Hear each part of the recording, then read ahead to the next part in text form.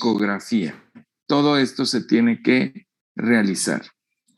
Si la tirotropina, TSH, está baja, entonces se le pide una gammagrafía con yodo 123 o con tecnesio 99. Si hay una hipercaptación del nódulo, que es un nódulo denominado como caliente, vamos por esta línea. Si es un nódulo denominado como caliente, se le va a tomar, se va a llamar o se va a hacer el diagnóstico de un nódulo hiperfuncionante, lo que hace el diagnóstico de un adenoma tóxico tiroideo. Un nódulo hiperfuncionante autónomo de tiroides es un adenoma tóxico tiroideo. Son benignos. Y hay que hacer un perfil tiroideo total completo. Si estas están elevadas, entonces hay que tratar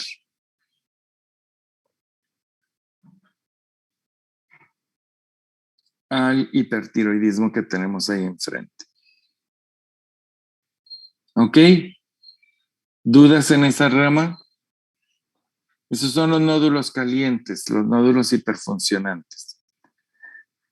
Si ese paciente que tiene TSH baja con la gammagrafía, con yodo marcado 123 o tecnesio 99, muestra un nódulo hipocaptante, entonces hablamos de un nódulo no funcional o frío. Este es un nódulo frío. Este es un nódulo caliente.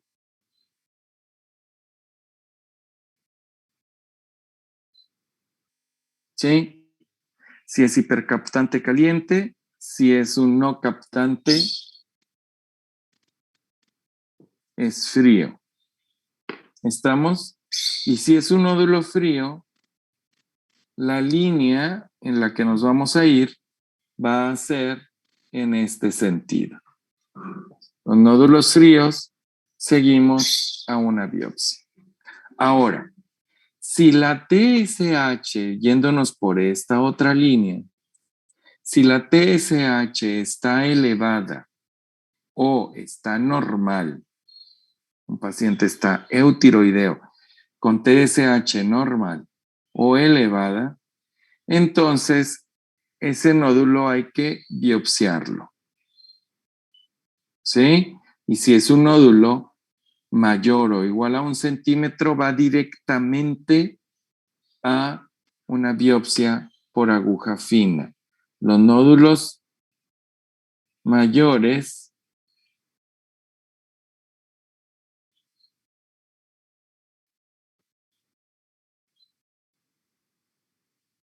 de 1 centímetro,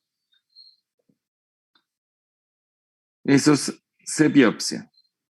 Y el reporte que puede arrojar la biopsia va a ser todos los del esquema, los de la línea o la columna. Uno que no sea diagnóstico, que puede ser esta línea, y si no es diagnóstica la biopsia con aguja fina, hay que repetir la biopsia guiada por ultrasonido. Por eso, quien realiza la toma de biopsia hace toma varias muestras para que en la variabilidad haya menor riesgo de llegar a tener un reporte no diagnóstico de la glándula, sí, del nódulo. Si se encuentra en esta línea, cualquiera de estas dos, sospecha de malignidad y malignidad, entonces se va directamente a tiroidectomía. Esas dos líneas enviamos al paciente a tiroidectomía. Oiga, pero es que es sospechoso de malignidad. Con ese solo hecho de sospecha de malignidad, va a tiroidectomía y se hace biopsia transoperatoria. Si la biopsia por aguja fina muestra que es un nódulo benigno, entonces hay que irnos en esta línea. Repetir una ecografía de cuello anual. Yo prefiero anual en lugar de bienal. Anual. Si ecográficamente las características del nódulo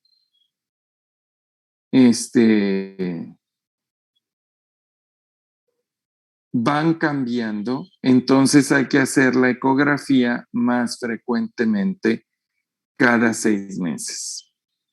¿Sí? Para tener una evaluación y un registro mucho más frecuente y poder detectar si hay alguna otra alteración en una etapa más temprana. Si hay un incremento del 50% en el volumen del nódulo, si cuando menos se incrementan las dimensiones en un 20% más en 2 nódulos que estén incrementándose, o que haya aparición de características de sospecha de malignidad, hay que enviarlos inmediatamente a una biopsia por aguja fina. Repetirlos, ¿sí? Eso es lo que se hace en este caso. Si la biopsia por aguja fina nos da atipia de significancia indeterminada o lesión folicular de significancia indeterminada, entonces hay que buscar expresión genética para clasificar al paciente, y si la sospecha es alta hay que checar anormalidades moleculares como mutaciones o arreglos a nivel genético. ¿Ok?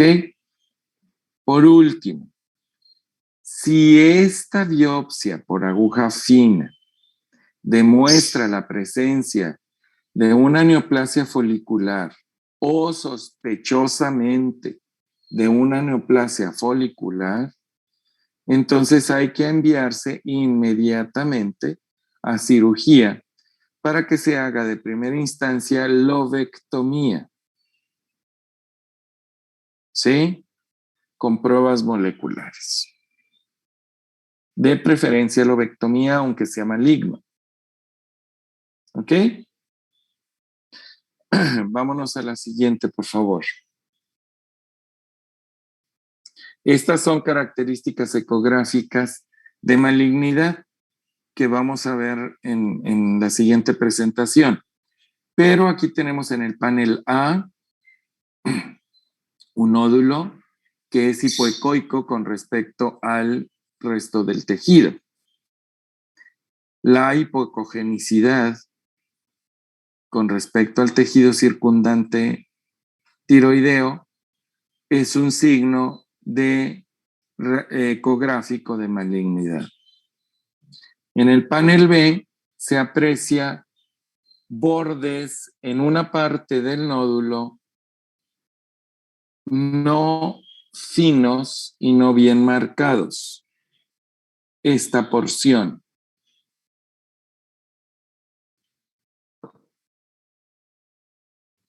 ¿Sí? Allí no se aprecian los bordes bien marcados como en la parte de abajo. La frontera del de abajo es mucho más fina y bien delimitada en la parte de arriba, ¿no?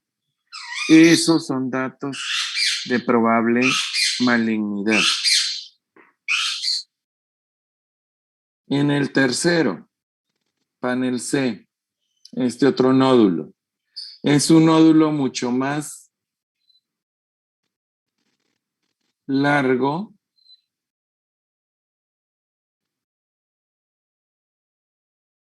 que ancho.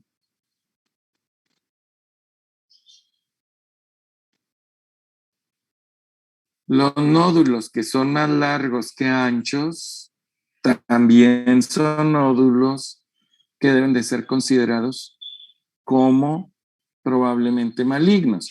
Además que es hipoecogénico con respecto al resto del tejido. ¿Sí?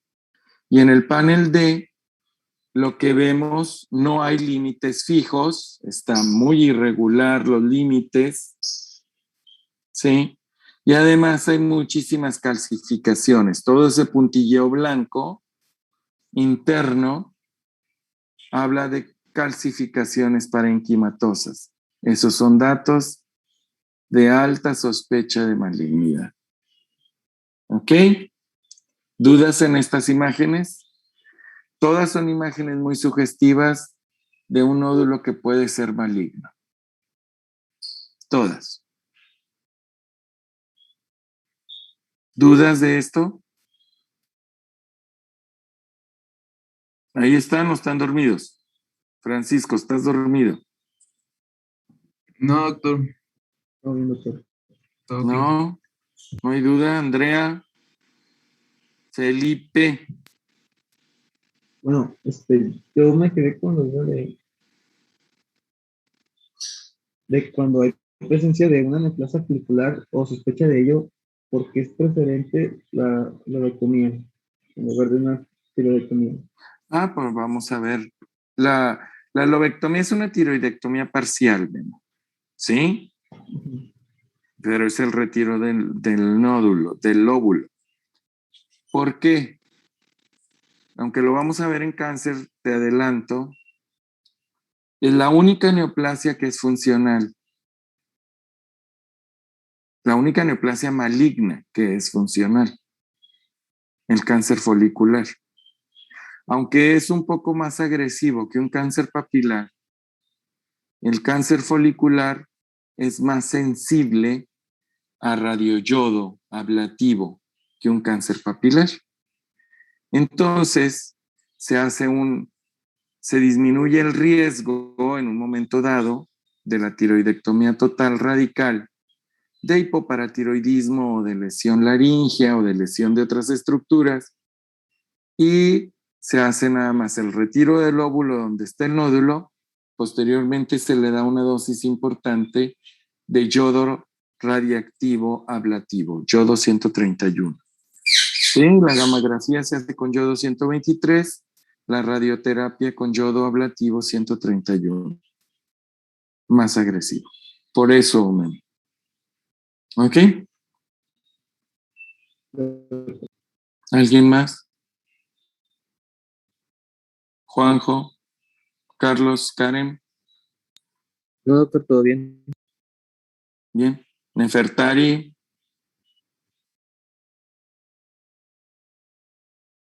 Todo bien, doctor. David, Salma, Todo bien, Lalito. Bien. David Cueto.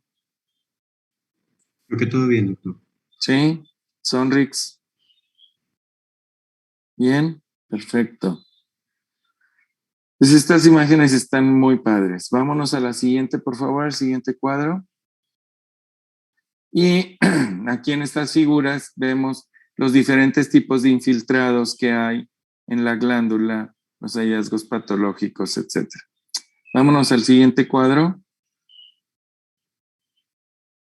Esto es las categorías que pueden ser obtenidas, lo que vimos ahí en el flujograma, con la biopsia de aspirado de aguja fina y el porcentaje de riesgo de malignidad con respecto a esto. En el caso de que la toma de biopsia sea no satisfactoria o no diagnóstica, que puede ser reportada así, hasta un 20% puede ser maligno. ¿Sí? Si el nódulo reportado es benigno, el porcentaje de riesgo de cáncer es muy bajo, es de 2.5. Si la biopsia por BAF, o sea, el BAF, se reporta como atipia de significancia indeterminada o lesión folicular de significancia indeterminada, el riesgo se incrementa hasta un 14%. Si se habla ya de una neoplasia folicular o sospecha de una neoplasia folicular, es un 25% de que pueda ser un cáncer folicular, o sea, un cuarto de las biopsias. Y por eso, como la pregunta de ahorita de Memo, por eso una lobectomía está bien, además de que el cáncer folicular es más sensible al radioyodo. Pero si el BAF reporta ya sospecha para malignidad, el 70% es que seguramente es cáncer. Entonces ahí sí, sospecha de malignidad no es neoplasia folicular. Es o un cáncer anaplásico o un cáncer papilar o un mixto, células de Hürthl, etc. Hasta un 70%. Entonces ahí se va directamente a tiroidectomía. Y si el BAF reporta que es maligno, pues el 99% es maligno. Se le quita el 100, nada más porque en medicina nunca puede ser categórica, pero ese paciente tiene cáncer. Entonces, quitarle la glándula a una tiroidectomía total, así es como debe manejarse. ¿Ok? Bien. Cerramos esto. Vámonos a la presentación, Lalito, de las características ecográficas. Oh, doctor. La que se ve como azul turquesa. Ese. Perfecto. Bien, dale, porfa. Bien. Los nódulos tiroideos. Vámonos a la siguiente, para irnos un poquito más a prisa. Para entender y saber describir esto, sobre todo los ganglios también cervicales, hay que recordar la anatomía del cuello y el examen de la tiroides. Hay que aprender la interpretación de los estudios de imagen y de laboratorio. Por eso el flujograma tenemos que tenerlo bien presente para el abordaje del nódulo. Y entender cuándo se debe de referir a un paciente con un nódulo y cuándo nada más se va a dar seguimiento conservador. Y el momento en que se debe de realizar una biopsia, porque esta es necesaria de acuerdo a las características de los estudios que solicitamos. Bien, la siguiente nos dice que la glándula, esto ya lo vimos, emigra desde la parte posterior de la lengua hasta la base del cuello.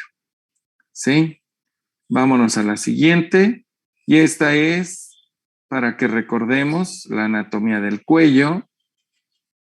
Los remanentes van a formar un ducto tirogloso, el lóbulo piramidal, y podemos encontrar tiroides desde la base de la lengua con una tiroides lingual o un quiste tirogloso ahí en el trayecto. ¿Sí? Se unen a la glándula células de la cresta neural, que son las células parafoliculares o células de C, que son derivadas del cuerpo último branquial del quinto arco branquial embrionario. Generalmente, estos Estas células se encuentran en las partes superiores de los lóbulos y hacia la parte más posterior. Vámonos a la siguiente.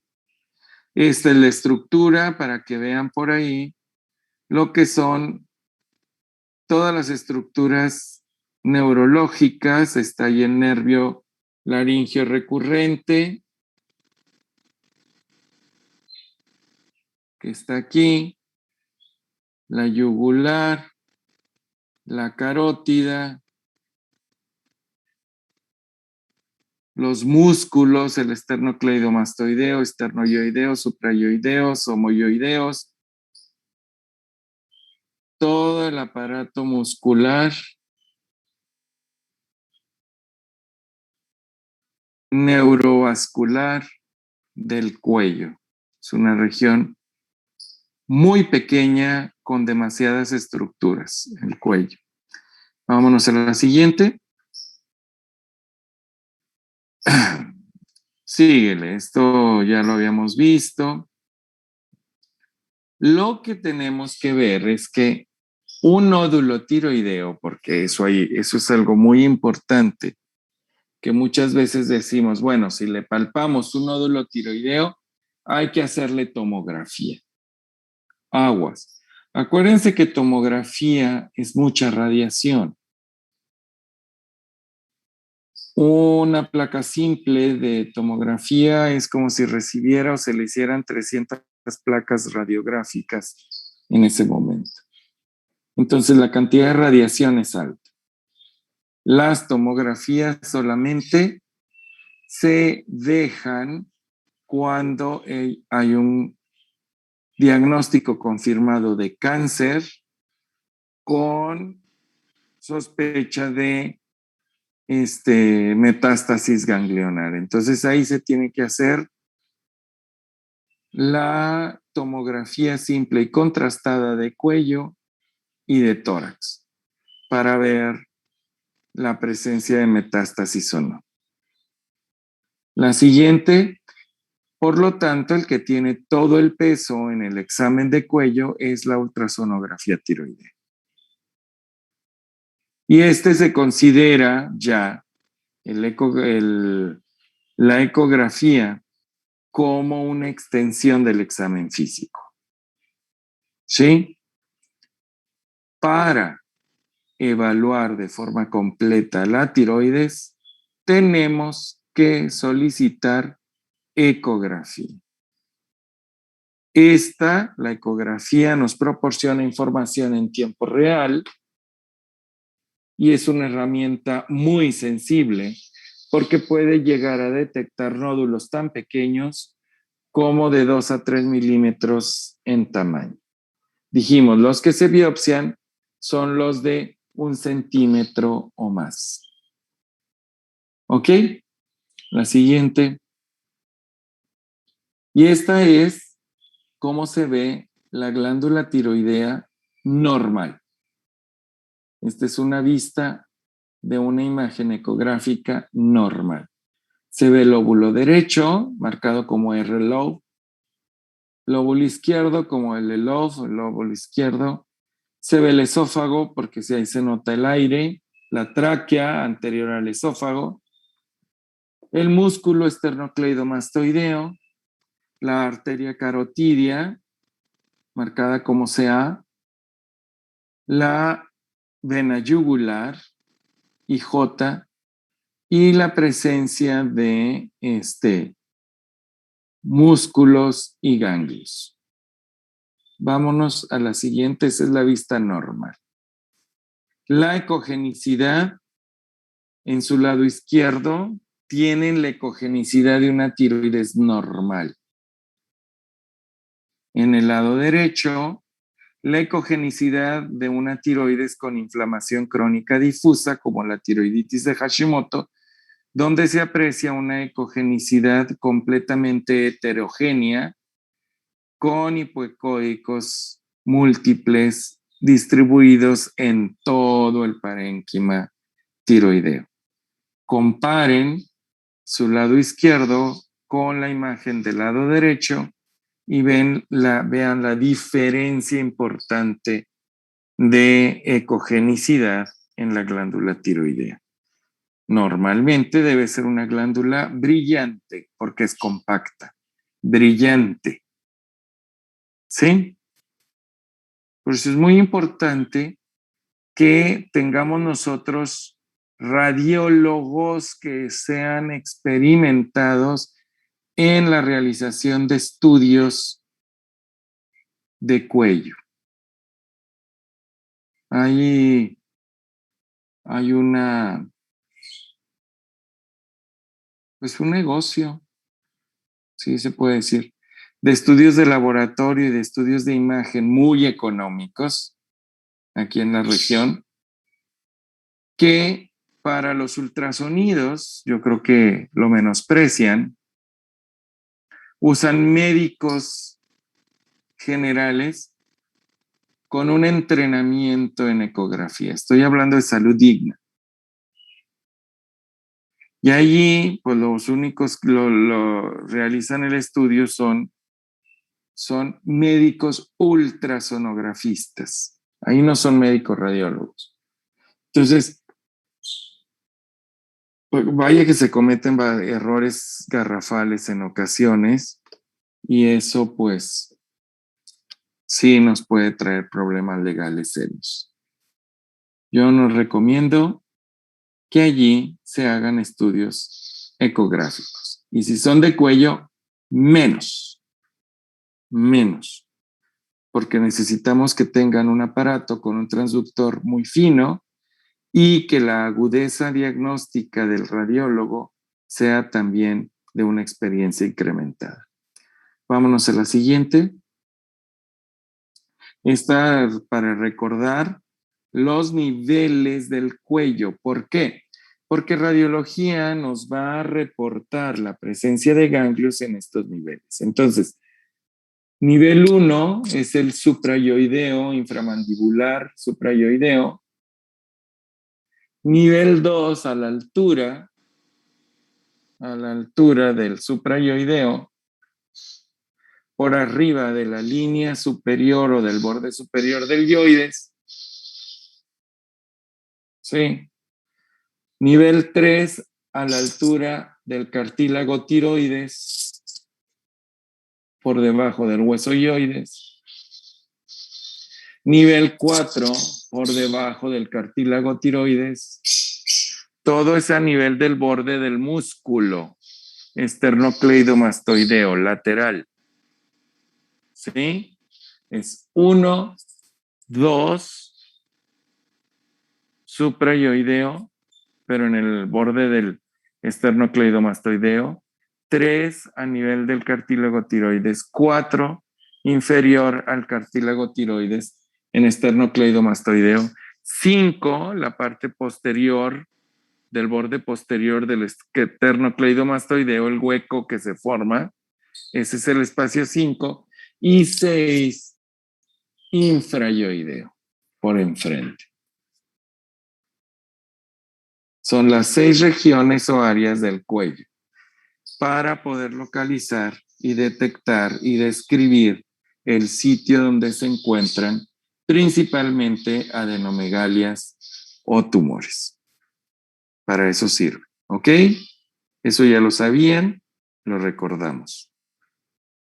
Porque pues yo sé que ustedes son sumamente estudiosos. Bien, vámonos a la siguiente. Las paratiroides se encuentran localizadas en la parte posterior de la tiroides. Generalmente son 4, 2 superiores, 2 inferiores, pero puede haber 1 hasta 5. Entonces, esto hay que tomarlo muy en cuenta para cuando se haga una tiroidectomía total. Hay que implantar las glándulas paratiroideas en otro sitio y generalmente se implantan en la cara anterior del antebrazo, en la grasa del antebrazo, para evitar que el paciente caiga en hipoparatiroidismo. con las hipocalcemias graves a consecuencia de eso. Siguiente. Entonces, el ultrasonido es una herramienta de imagen anatómica y requiere que el radiólogo tenga un conocimiento de la anatomía perfecta. Yo creo que uno de los especialistas que más anatomía debe de conocer es el radiólogo. Definitivamente. Para poder describir y encontrar lesiones en todo el cuerpo. Entonces, no es excepción el cuello. El ultrasonido es una herramienta funcional, ¿sí? ¿Por qué? Porque se puede pedir en ese momento el flujo sanguíneo de la glándula a través de un ecodoppler y se ve si la vascularidad está incrementada o no, lo que permite saber si ese nódulo pues tiene una mayor afluencia sanguínea y eso permitirá poder distinguir si es maligno también. El ultrasonido es una herramienta en tiempo real, por lo cual va a ser una herramienta muy importante para la realización del BAF o de la biopsia por aguja fina, de aspirado de aguja fina, ¿sí? BAAF, BAF. En el momento, entonces, dirigida por ecografía. Entonces es muy útil el ultrasonido en el abordaje de los nódulos tiroideos. Siguiente. Una vez que tenemos o que detectamos un nódulo tiroideo, el objetivo principal es determinar si ese nódulo es maligno y si necesita cirugía. Ese es el principal objetivo. El paciente que tú le dices, le palpeó una bolita o se le encontró una bolita, está esperando que le digan, no es cáncer. Eso es lo principal. Aunque la incidencia de cáncer es baja en los nódulos, pero ¿qué tal si a ese le tocó que ese nódulo sea maligno? Entonces, cualquiera de nosotros, si tuviera ahí un nódulo, lo primero que quiere saber para tener tranquilidad es si es benigno o maligno. ¿Sí o no? Yo creo que a todos nos gustaría, ¿no? Es lo lógico. Entonces se espera que lleguen a ese diagnóstico. La siguiente, o que se descarte ese diagnóstico. Los factores de riesgo que ya habíamos comentado, si es menor de 20 años o si es mayor de 60 u 80. Acuérdense que mientras más viejo sea la aparición del nódulo, pues entonces el riesgo de cáncer es mucho mayor. Si estuvo con radiación en el área del cuello en años anteriores, si es un crecimiento rápido, si hay historia familiar, si hay ronquera, si hay disfagia o linfadenopatía, estos son puntos que se tienen que ver y tomar en cuenta que puedan estar indicando que ese nódulo sea maligno. Siguiente. Ahí está, un nódulo benigno, es hiperecoico en comparación con el tejido tisular, el tejido tiroideo.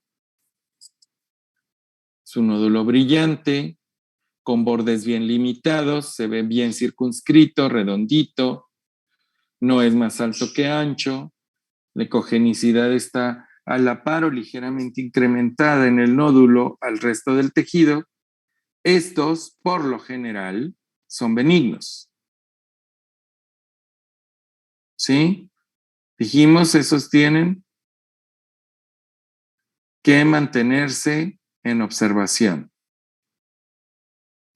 En ocasiones, y sobre todo si hay antecedentes familiares o factores de riesgo incrementado, que es un trabajador de la salud que se expone a radiación, aunque tenga sus protectores de cuello, no todos, sobre todo en las clínicas de gobierno, no hay no les proporcionan el equipo de protección adecuado para radiación de manera completa, entonces pueden ser sometidos a biopsia por aguja fina, pero por lo general estos nódulos nada más se mantienen en observación. ¿Ok? Siguiente. Este es otro, muy bien delimitado, totalmente anecoico, o sea, está oscuro, totalmente anecoico, con un borde fibroso. Está incrementada la quejonicidad del borde. Esto es un quiste. Bien delimitada su pared, no está rota, no está disperso. Los quistes simples, que es totalmente líquido, como este, no son malignos, son benignos. Se mantiene en observación. No requiere cirugía, no requiere ni biopsia. Siguiente. Pero aquí ya empieza a haber cambios. Este es un nódulo mixto, más largo que ancho. Hay tejido sólido en su interior y hay líquido. Entonces es un nódulo mixto. ¿Sí? No se puede decir que es quiste simple. Es un quiste complejo. El tejido sólido que se aprecia dentro del quiste es hipoecoico, si se fijan. Sí lo perciben. Este es el tejido sólido dentro del quiste. Es hipoecoico en comparación con este tejido. ¿Sí? Déjenme les cambio de color.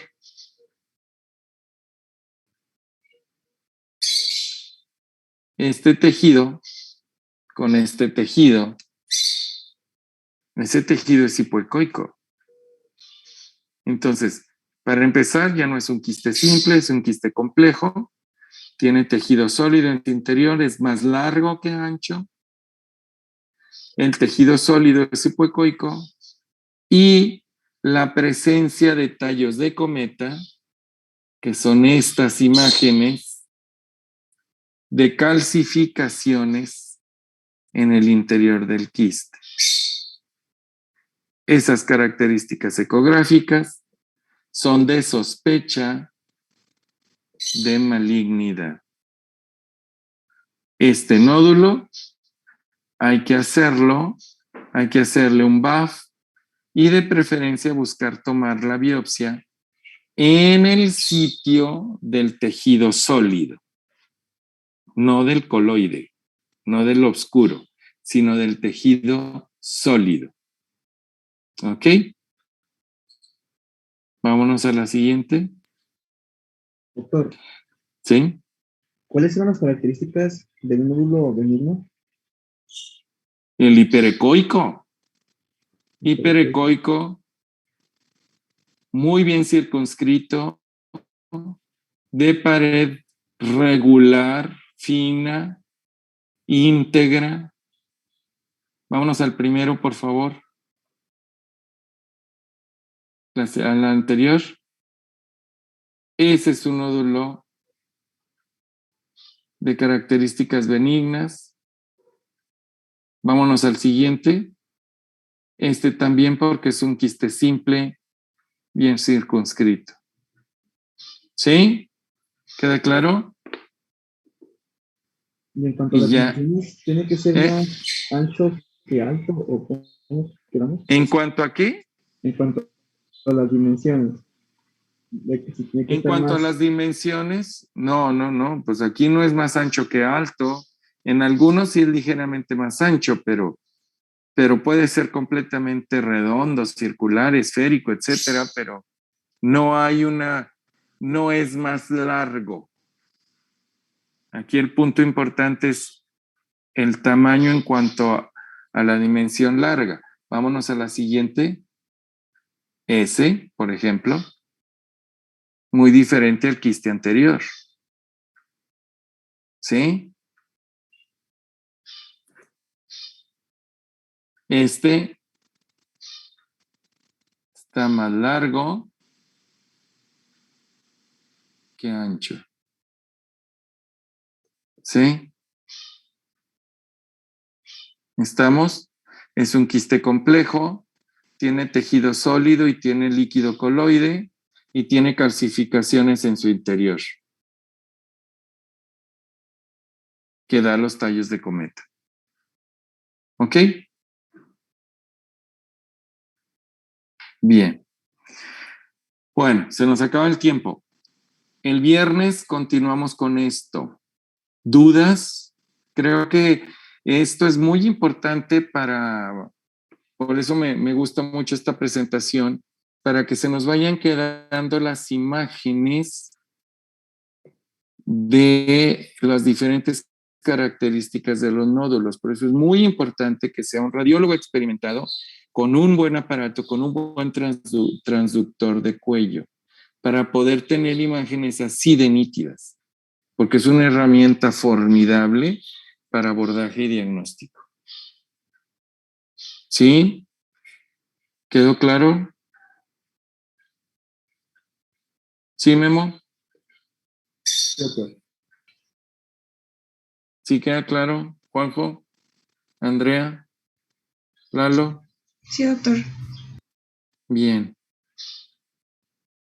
Entonces el viernes continuamos con esto para terminar con el abordaje de los nódulos y el lunes empezaríamos con cáncer. ¿Sí?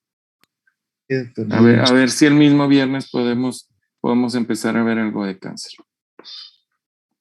Bueno, pórtense bien.